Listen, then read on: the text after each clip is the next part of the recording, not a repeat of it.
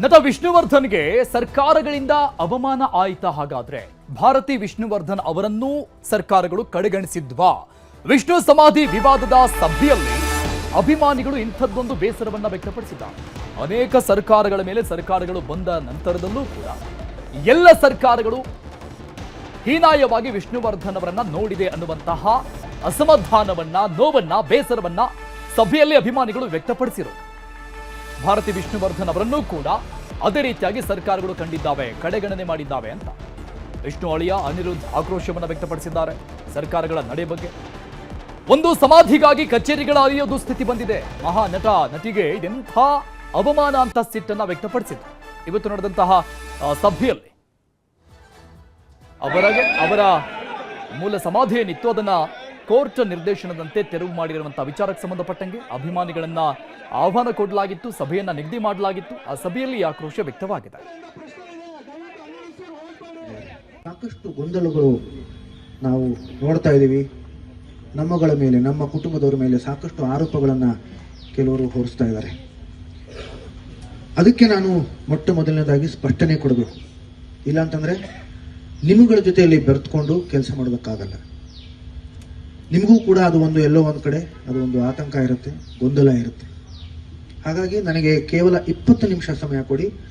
ಮೊದಲ 10 ನಿಮಿಷ ಅಲ್ಲ, ಬಹುಶಃ 8 ನಿಮಿಷ ಇರಬಹುದು. ಸಾಕಷ್ಟು ಡೀಟೇಲ್ಸ್ ಕೊಡ್ತಾರೆ ನಮ್ಮ ಫಿಲಂ ಬ್ಯೂರೋ ಹೆಡ್ ಆನಂದ್. ಮತ್ತೆ ಲೈವ್ ನಲ್ಲಿ ಕನೆಕ್ಟ್ ಆಗಿದ್ದಾರೆ. ಆನಂದ್, ವಿಷ್ಣುವರ್ಧನ್ ಸಮಾಧಿ ತೆರವು ವಿಚಾರಕ್ಕೆ ಸಂಬಂಧಪಟ್ಟಂಗೆ ಈ ಸಭೆಯಲ್ಲಿ ಯಾರ್ಯಾರಿದ್ರು, ಏನೆಲ್ಲ ಚರ್ಚೆಗಳಾಯಿತು, ಆಮೇಲೆ ಸಭೆಯ ನಂತರದಲ್ಲಿ ನಿರ್ಧಾರ ಆಗಿರೋದೇನು, ಮತ್ತೆ ಹೋರಾಟದ ಮುನ್ಸೂಚನೆ ಏನಾದರೂ ಇದೆಯಾ? ಎಸ್ ಅರುಣ್ ನುಗರ್, ಏನು ಅಭಿಮಾನ್ ಸ್ಟುಡಿಯೋದಲ್ಲಿದ್ದಂಥ ವಿಷ್ಣುವರ್ಧನ್ ಅವರ ಸ್ಮಾರಕವನ್ನು ರಾತ್ರೋರಾತ್ರಿ ತೆರವುಗೊಳಿಸಿದ ನಂತರ ಸಾಕಷ್ಟು ಪ್ರತಿಭಟನೆಗಳಾಯಿತು. ಅಭಿಮಾನಿಗಳು ಆಕ್ರೋಶವನ್ನು ವ್ಯಕ್ತಪಡಿಸಿದರು. ಎಲ್ಲೋ ಒಂದು ಕಡೆ ಕೋರ್ಟ್ನಲ್ಲಿ ವಿಷ್ಣುವರ್ಧನ್ ಅವರ ಕುಟುಂಬವೇ ಏನು ಮೈಸೂರಿನಲ್ಲಿ ಸ್ಮಾರಕ ಸಾಕು ಅಂತ ಹೇಳಿರೋ ಕಾರಣವಾಗಿ ಇದು ಆಯಿತು ಅನ್ನುವ ರೀತಿಯ ಆರೋಪಗಳು ಕೂಡ ಕೇಳಿಬತ್ತು. ಇದಕ್ಕೆ ಸ್ಪಷ್ಟನೆ ಕೊಡೋದ್ರ ಜೊತೆಗೆ ಅಭಿಮಾನಿಗಳ ಜೊತೆಗೆ ನಾವಿದ್ದೀವಿ ಅನ್ನುವ ಸಲುವಾಗಿ ಇಂದು ವಿಷ್ಣುವರ್ಧನ್ ಅವರ ನಿವಾಸದಲ್ಲಿ ವಿಷ್ಣುವರ್ಧನ್ ಅಭಿಮಾನಿಗಳ ಜೊತೆ ಸಭೆ ನಡೆಸಿದರು ಅನಿರುದ್ಧ್. ಈ ವೇಳೆ ನೂರಾರು ಅಭಿಮಾನಿಗಳು ಅಲ್ಲಿ ಸೇರಿದ್ರು ಅಂತಲೇ ಹೇಳ್ಬೋದು. ಈ ವೇಳೆ ವಿಷ್ಣುವರ್ಧನ್ ಅವರು ನಿಧನರಾದ ನಂತರ ಅಭಿಮಾನ್ ಸ್ಟುಡಿಯೋದಲ್ಲಿ ಅಲ್ಲಿ ಏನು ಅಂತ್ಯಕ್ರಿಯೆ ನಡೆದ ನಂತರ ಏನೆಲ್ಲ ಆಯಿತು, ಯಾವ ರೀತಿ ಸರ್ಕಾರಗಳು ನಡೆಸಿಕೊಂಡ್ವು, ಯಾವೆಲ್ಲ ರೀತಿಯ ಅವಮಾನಗಳು ಆಯಿತು ಅನ್ನೋದನ್ನು ಪರಿಪರಿಯಾಗಿ ಏನು ಅನಿರುದ್ಧ ಹೇಳಿಕೊಂಡ್ರು ಅಂತಲೇ ಹೇಳ್ಬೋದು.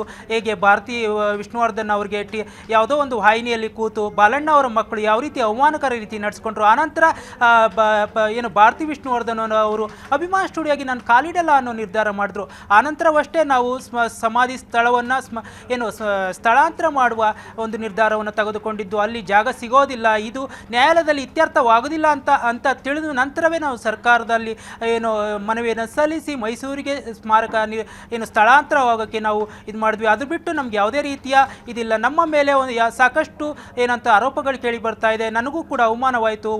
ಒಮ್ಮೆ ನನಗೆ ಅವಮಾನ ಆದಾಗ ವಿಷ್ಣುವರ್ಧನ್ ಅವರೇ ಸ್ವತಃ ಅಪ್ಪಾಜಿನೇ ಕಣ್ಣೀರು ಹಾಕಿದ್ರು. ನನಗೆ ಅವಮಾನ ಆದರೆ ಅವ್ರಿಗೆ ಅವಮಾನ ಆದಂತೆ ಇನ್ನು ಮುಂದೆ ಯಾವುದೇ ರೀತಿ ನಮ್ಮ ಕುಟುಂಬದ ವಿರುದ್ಧ ಮಾತನಾಡಬೇಡಿ. ಒಂದು ವೇಳೆ ನೀವು ಆ ರೀತಿ ಮಾತನಾಡಿದ್ದೇ ಆಗಲೇ ಮುಂದುವರಿಸಿದ್ದೇ ಆದರೆ ನಾನು ಕಾನೂನು ಕ್ರಮವನ್ನು ಕೈಗೊಳ್ತೀನಿ ಅಂತ ಹೇಳುವ ಮೂಲಕ ಏನು ಅಭಿಮಾನಿಗಳ ಜೊತೆ ನಾನಿರ್ತೀನಿ. ಆದರೆ ಏನು ಆಲ್ರೆಡಿ ಒಂದು ಸ್ಮಾರಕ ಇರೋದ್ರಿಂದ ನಾವು ಮತ್ತೆ ಎರಡೆರಡು ಕಡೆ ಜಾಗ ಕೇಳೋಕ್ಕಾಗೋದಿಲ್ಲ ಅನ್ನುವ ರೀತಿಯಲ್ಲಿ ಕೂಡ ಅನಿರುದ್ಧ್ ಮಾತನಾಡಿರೋದ್ರಿಂದ ಎಲ್ಲ ಒಂದು ಕಡೆ ದ್ವಂದ್ವಕ್ಕೆ ಒಂದು ನಿರ್ಧಾರ ಬಂತ ಅಂತಲೇ ಹೇಳಲಾಗ್ತಿದೆ. ಯಾಕಂದರೆ ಅನಿರುದ್ಧ್ ಅವರು ಹೇಳಿರೋದೇನಂತಂದರೆ ಅಭಿಮಾನಿಗಳನ್ನ ನೀವು ಹೋರಾಟ ಮುಂದುವರಿಸಿ, ಸ್ಮಾರಕ ಆಗೋದಾದರೆ ನಾನು ಕೂಡ ಕೈ ಜೋಡಿಸ್ತೀನಿ, ಸ್ಮಾರಕ ಬದಲಿಗೆ ಪ್ರತಿಮೆ ಮಾಡ್ತೀವಿ ಅಂತ ಹೇಳ್ತಾರೆ, ನಾನು ಅದಕ್ಕೆ ಒಪ್ಪೋದಿಲ್ಲ ಅಂತ ಹೇಳುವ ಮೂಲಕ ಎಲ್ಲೋ ಒಂದು ಕಡೆ ಅಭಿಮಾನಿಗಳು ಅಥವಾ ಬೇರೆ ಕಡೆ ಸ್ಥಳವನ್ನು ನಿಗದಿಪಡಿಸಿ ಅಲ್ಲಿ ಏನಾದರೂ ಸ್ಮಾರಕ ಮಾಡೋದಾದರೆ ಅದಕ್ಕೂ ಕೂಡ ನಾನು ಕೈ ಜೋಡಿಸ್ತೀನಿ ಅಂತ ಹೇಳಿದ್ದಾರೆ. ಆದರೆ ಎಲ್ಲೋ ಒಂದು ಕಡೆ ಮೈಸೂರಿನಲ್ಲಿ ಸ್ಮಾರಕ ಆಗಿರೋದ್ರಿಂದ ಎರಡೆರಡು ಕಡೆ ಜಾಗ ಕೇಳೋಕ್ಕಾಗೋದಿಲ್ಲ ಅನ್ನುವಂಥ ವಿಚಾರವನ್ನು ಕೂಡ ಬಿಚ್ಚಿಟ್ಟಿದ್ದಾರೆ ಅಂತ ಹೇಳ್ಬೋದು. Arun Hugar, thank you Anand details.